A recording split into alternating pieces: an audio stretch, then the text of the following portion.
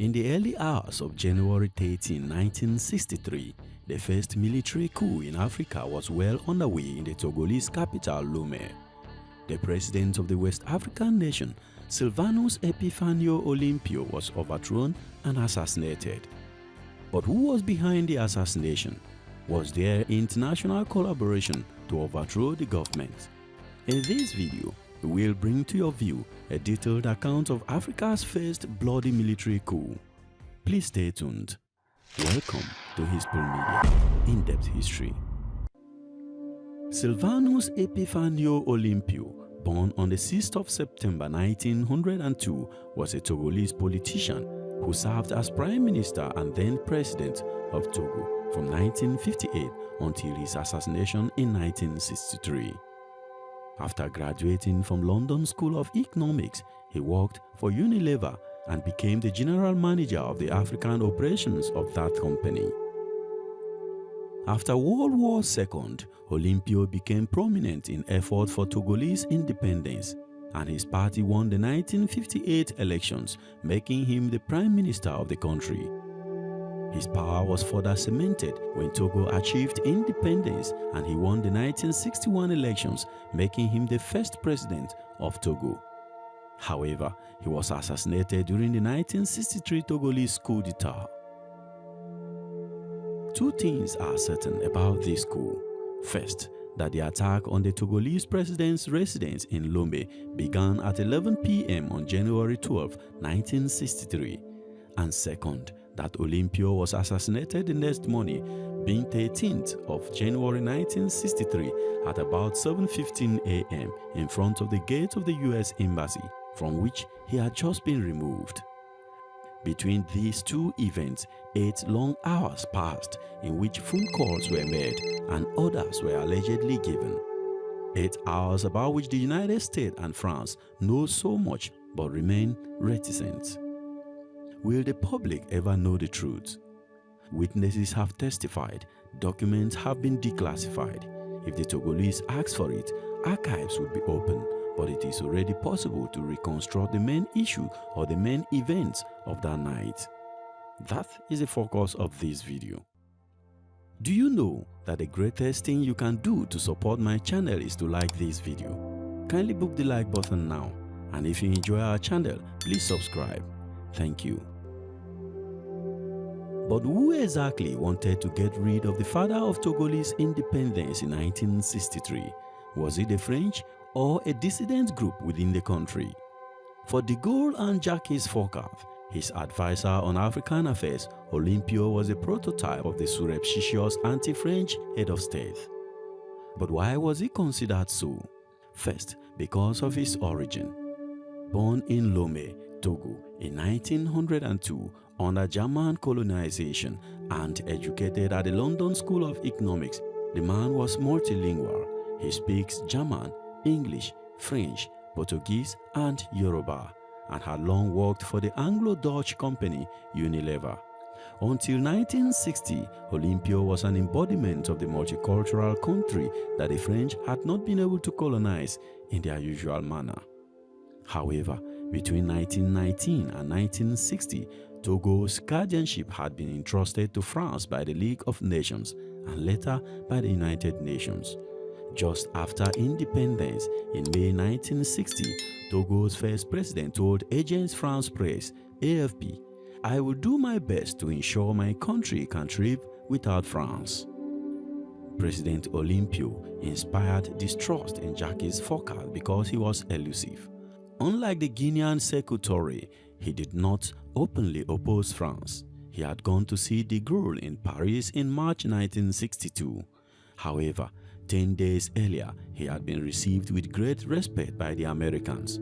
John F. Kennedy had even come to Washington Dulles International Airport to welcome him.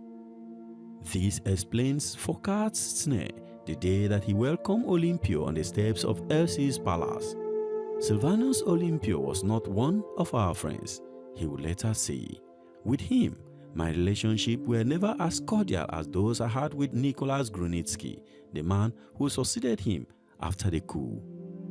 In early 1963, Olympio even considered leaving the franc zone CFA and creating a Togolese currency backed by the Deutsche Mark. Togo, through its balancing policy, risked offering a model of emancipation to all former French colonies. Ultimately, according to Paris, Olympio was more dangerous than Coup. Second, in addition to the French, a few dozen Togolese also had serious reasons for wanting to get rid of their president. They were former soldiers of the French colonial army who fought the First Indochina War and Algerian War and had just been demobilized by Paris. They demanded that they should be integrated into the very small Togolese army of less than 1,000 men, but Olympio, who was suspicious of them, refused. Among these half-soldiers were Chief Warrant Officer Emmanuel Bojoli, 35, leader of the 12 to 13 January operation, and Sergeant Etienne Nassimbe Eyadime, 28. Both were Kabyes from the north of the country, while the president was Ewi from the south. Not only that, several Togolese dissidents, both southerners and northerners, were imprisoned in Lome at the time with chains on their feet. They had no love for Olympio either. On Saturday, January 12, at about 11 p.m., a commando of 6 men, some accounts claim 10 men, probably led by Bojeli himself, attacked the presidential residence, a villa surrounded by pines about 150 meters from the Atlantic Ocean.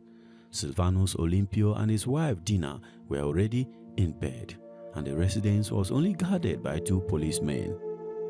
As the assailants talked among themselves and then took several minutes to break down the heavy front door, the president had time to put up a pair of blunt Bermuda shorts and a shirt, go downstairs barefoot, climb out a window, cross the garden, and climb the wall between his home and the U.S. Embassy. He found a car parked in the gravel yard and climbed in. Meanwhile, the assailant burst into the villa, went upstairs, shot at Dina, and the servant fired point blank into the closet and demanded to know where Olympio was. "He has been downstairs for over an hour. I don't know where he is," the wife said. All these facts have been established based on Dina's testimony and that of the servant.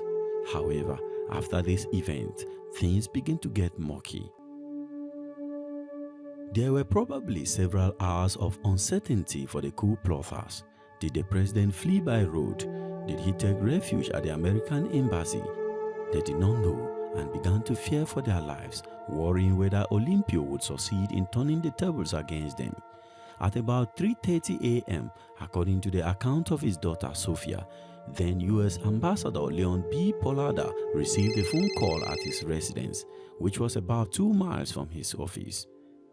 Who was calling him? This is where the testimony of Gilchrist Olympio, the son of the deceased, is important.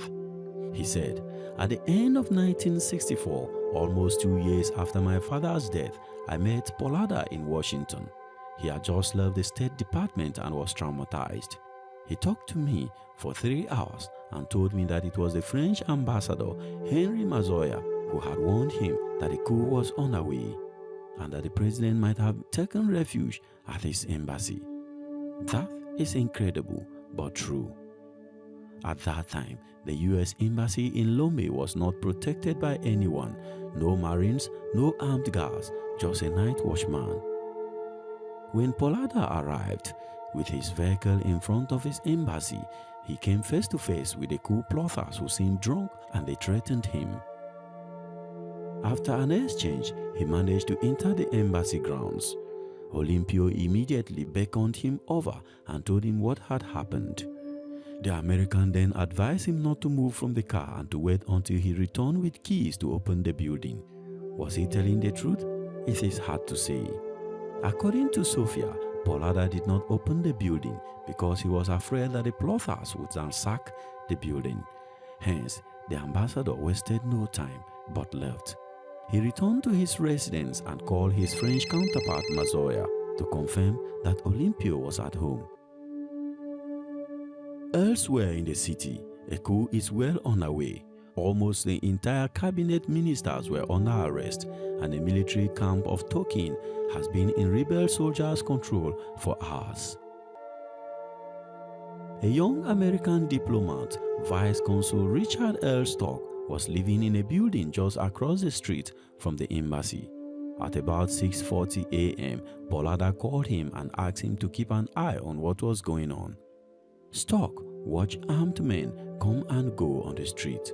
At about 7:10 a.m., he saw a civilian in shorts and bare feet in the middle of the Coup plazas. 5 minutes later, at about 7:15 a.m., he went to the kitchen to make himself a coffee. That was when he heard 3 gunshots at regular intervals. The shots were too far apart to be fired against a fleeing man, he said in a report he wrote the next day. For the first time since independence, an African president had been shot, and his assassin has entered an embassy to fetch him. The territory of the United States Embassy has been seriously violated. The attack was probably organized and carried out by the military. So, who shot the president? In the days that followed, Sergeant Nasimbe Eyadema boasted to reporters from Le Figaro, Le Monde, Paris Match, and Time magazine that he had shot the president with his own hands. He said, "I shot him because he did not want to move." In 1992, he retracted his statement on ROFI. Was it really him? These are questions that are begging for answers. In the absence of a direct witness, we will never know, but the fact is that his claim made during the first hours of the coup brought him prestige among the troops and undoubtedly helped him gain precedence over older and more senior comrades during the overthrow of Gruniski in 1967. The most important question, however, is who told the assailants where Olympio was hiding? At about 11:30 p.m. or midnight, when the president took refuge in the American embassy, the plotters did not enter the diplomatic compound. 7 hours later, after the telephone exchange between Bolada and Mazoya, they did not hesitate but to enter.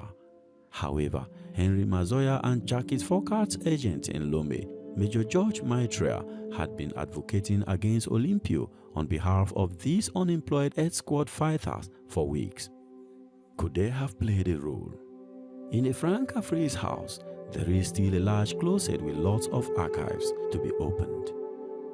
From 1963 to 2010, there was a vendetta between the Olympio and Nasimbe families.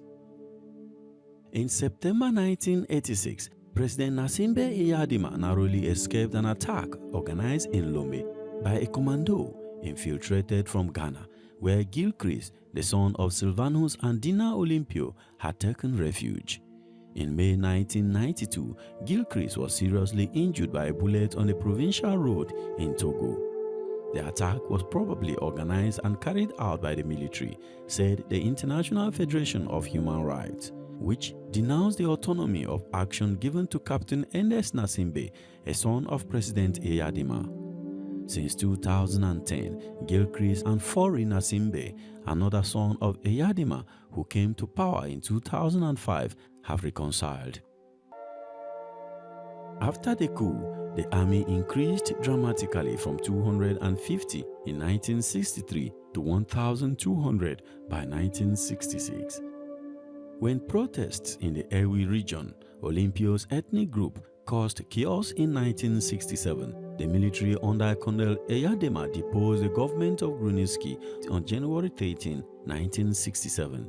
The coup paved the way for a violent dictatorship that lasted decades, as Eyadema ruled the country from 1967 until 2005. Olympio's family remained in exile for much of that period and only returned to the country with democratic openings at the end of Eyadema's rule. Olympio's son, Gilchrist Olympio, is the head of the party Union of Forces for Change and has led the main opposition in Togo since the mid-1990s. This was how the first military coup in Africa took place in Lome, Togo. For more on the military coups in Nigeria, please check the playlist here. Don't forget to boop the like button and subscribe to our channel, and I will see you in the next video. Peace.